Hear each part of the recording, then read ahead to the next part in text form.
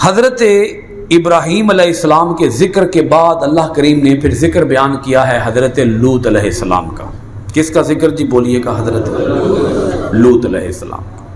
یہ دونوں پیغمبر ہم زمانہ ہوئے، ہم عصر ہوئے.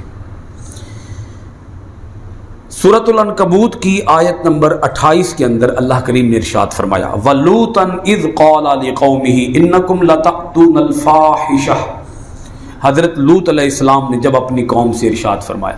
یہاں بریکٹ کے اندر ایک بات آپ خود سمجھ لیں کہ اللہ پاک نے یہاں مختلف پیغمبروں کا ذکر کیا ہے اور پیغمبروں کی قوموں کی نافرمانیوں کو بیان کیا، عذاب کو بیان کیا، اور اس عذاب کے اندر اللہ تعالیٰ نے اپنے پیغمبروں کو کیسے بچایا عذاب سے.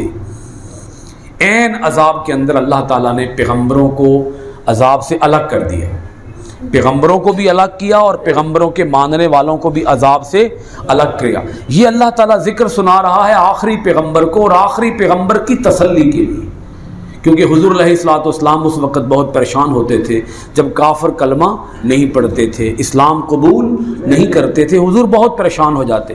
تو اللہ تعالیٰ ذکر سنا رہا ہے کبھی حضرت نوح علیہ السلام کا، کبھی حضرت ابراہیم علیہ السلام کا، کبھی حضرت لوط علیہ السلام کا، کہ ہم نے لوط کو بھی نجات عطا فرمائی اور لوط کے ماننے والوں کو بھی ہم نے نجات عطا فرمائی. جب حضرت لوط علیہ السلام نے اپنی قوم سے فرمایا، جب قال فرمایا لقومہ اپنی قوم سے، انکم بے شک تم لتأتون الفاحشہ کہ تم کھلم کھلا بے حیائی کے کام کرتے ہو، ما سبقکم بہا من احد من العالمین، ما سبقکم تم سے پہلے کسی نے بھی نہیں کیے، بہا اس طرح کے کام، من احد کسی ایک نے بھی، من العالمین پوری دنیا میں سے، پورے جہان والوں میں سے کسی نے بھی آج تک یہ کام نہیں کیا جو کام تم نے کیا. آپ اپنی قوم سے فرما رہے ہیں. وہ کام کیا تھا اس کا ذکر آگے آیت نمبر 29 کے اندر آیا.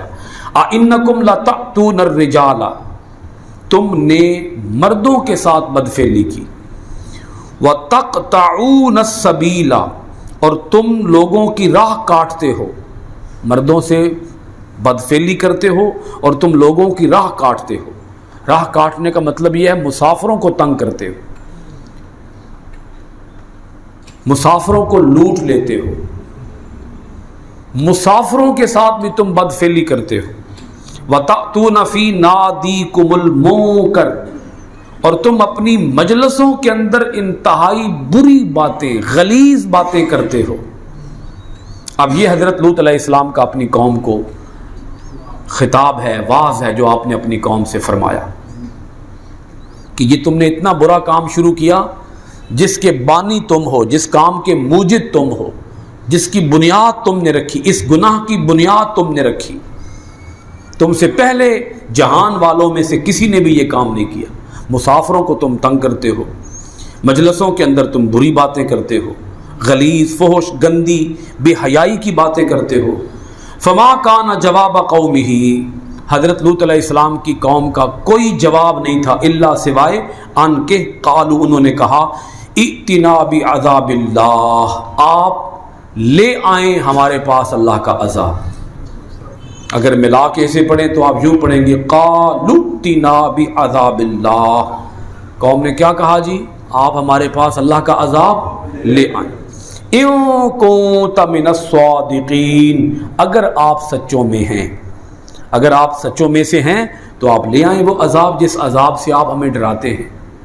یعنی گناہ جو ہے نا، گناہ یہ آنکھوں کے اوپر اتنے پردے ڈال دیتا ہے، اتنے پردے کہ انسان پھر اللہ کے عذاب سے بھی بے خوف ہو جاتا ہے. بعض لوگ یہ سمجھتے ہیں نا کہ ہم پہ تو اللہ کا عذاب آنا ہی کوئی نہیں ہے، اللہ کا عذاب تو شے ہی کوئی نہیں ہے، اللہ کا عذاب تو چیز ہی کوئی نہیں ہے، اللہ کا عذاب کیا چیز ہے. یعنی وہ پیغمبر سے کہہ رہے ہیں کہ اے پیغمبر ہم تو آپ کو سچا سمجھتے ہی نہیں ہیں، معاذ اللہ، استغفر اللہ. اگر آپ سچے ہیں تو آپ کیا کریں؟ لے آئیں عذاب. آپ ہمیں ڈرائیں نہیں، آپ عذاب لائیں. ڈراتے کیوں ہیں آپ؟ عذاب تو آنا ہی کوئی نہیں، تو آپ عذاب لے آئیں. اب حضرت لوط علیہ السلام اللہ کی بارگاہ میں دعا کر رہے ہیں جب قوم کا ظلم بڑھتا ہے تو پھر پیغمبر اپنے رب کی بارگاہ سے فریاد کرتے ہیں.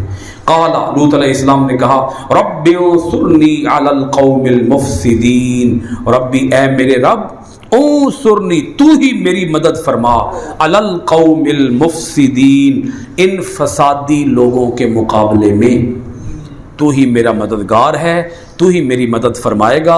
میں نے تو قوم کو سمجھانے کے لیے سارے جتن آزما لیے ہیں، ہر حربہ آزما لیا ہے، ہر طرح سے کوشش کر کے دیکھ لی ہے، لیکن یہ اس گناہ سے، اس بدعملی سے، اس لعنت سے یہ باز آنے کا اور باز رہنے کا نام تک نہیں لے رہے.